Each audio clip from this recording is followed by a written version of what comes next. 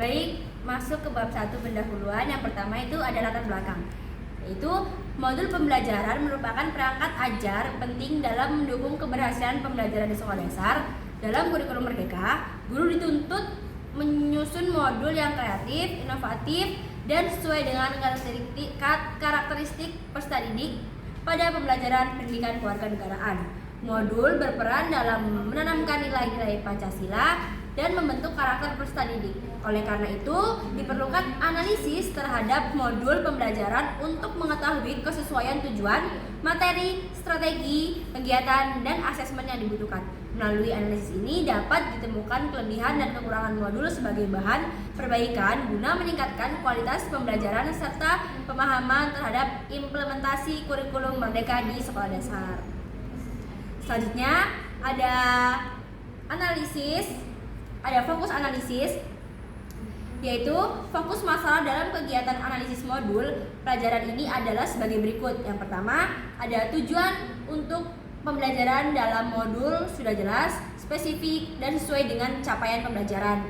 Yang kedua, ada apakah materi pembelajaran yang disajikan relevan dengan kebutuhan peserta didik di sekolah dasar. Yang ketiga, ada apakah strategi metode pembelajaran yang digunakan sudah sesuai dengan karakteristik peserta didik. Yang keempat, ada apakah kegiatan pembelajaran dalam modul sudah tersusun secara sistematis dan mendukung pencapaian tujuan pembelajaran.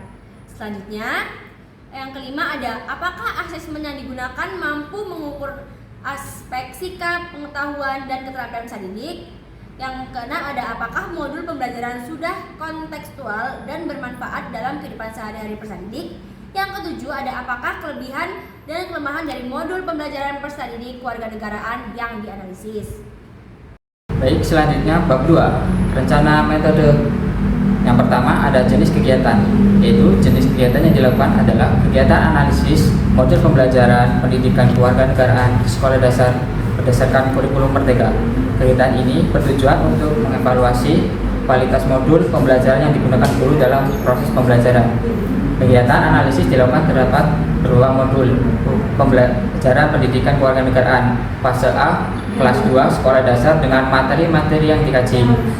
Analisis dilakukan terdapat komponen-komponen modul seperti tujuan pembelajaran, materi pembelajaran, strategi pembelajaran, kegiatan pembelajaran, asesmen, refleksi, serta keterpaduan antar komponen modul. Selanjutnya, tempat pelaksanaan. Kegiatan analisis modul pembelajaran dilaksanakan di yang pertama UPT SD 2 Negeri Sukoharjo, yang kedua UPT SD Negeri 3 Sukoharjo, yang ketiga UPT SD Negeri Tritunggal Mulia, yang keempat UPT SD Negeri Sinar Mulia, yang kelima UPT SD Negeri 2 Sinar Mulia.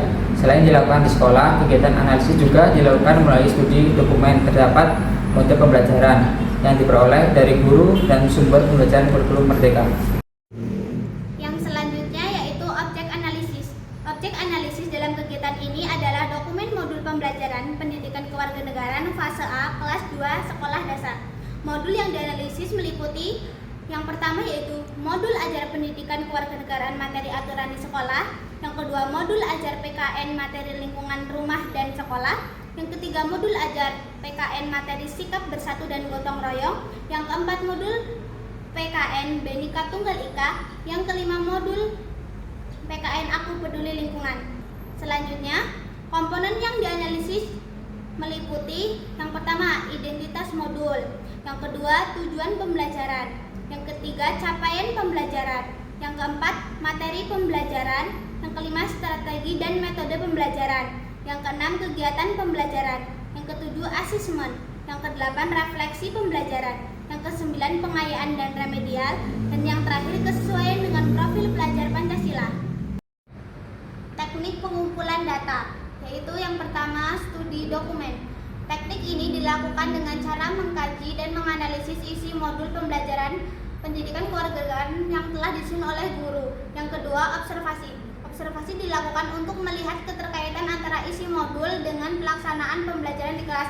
Yang ketiga, Wawancara dilakukan kepada guru untuk memperoleh informasi mengenai proses penyusunan dan penggunaan modul pembelajaran. Yang keempat, diskusi kelompok. Diskusi kelompok dilakukan untuk membahas hasil temuan analisis modul serta menyusun rekomendasi perbaikan. Adapun aspek yang dianalisis meliputi yang pertama, tujuan pembelajaran, yang kedua, materi pembelajaran, yang ketiga, strategi dan metode pembelajaran, yang keempat, kegiatan dan alur pembelajaran, yang kelima, asesmen dan evaluasi, yang keenam, keterpaduan dan konsistensi, yang terakhir, kebermanfaatan dan kontekstualitas. Berikutnya yaitu teknik analisis. Yang pertama yaitu tujuan pembelajaran. Yang pertama ada kejelasan. Tujuan pembelajaran sudah ditulis dengan jelas dan mudah dipahami peserta didik maupun guru. Yang kedua, kejelasan sesuai kompetensi dasar. Tujuan sesuai dengan capaian pembelajaran dan materi pendidikan Pancasila kelas 2 SD. Yang ketiga yaitu keterukuran, yaitu tujuan dapat diukur melalui asesmen sikap, pengetahuan, dan keterampilan. Yang kedua yaitu materi, adanya relevansi. Materi sesuai dengan kehidupan sehari-hari peserta didik serta aturan sekolah, lingkungan rumah, dan kerjasama. Kedua, kelengkapan. Materi cukup lengkap karena memuat teori, contoh APD, asesmen, dan refleksi. Ketiga yaitu ada sistem. Penyusunan materi nuntut mulai dari pengenalan, konsep, hingga praktik pembelajaran. Terus yang berikutnya itu strategi pembelajaran.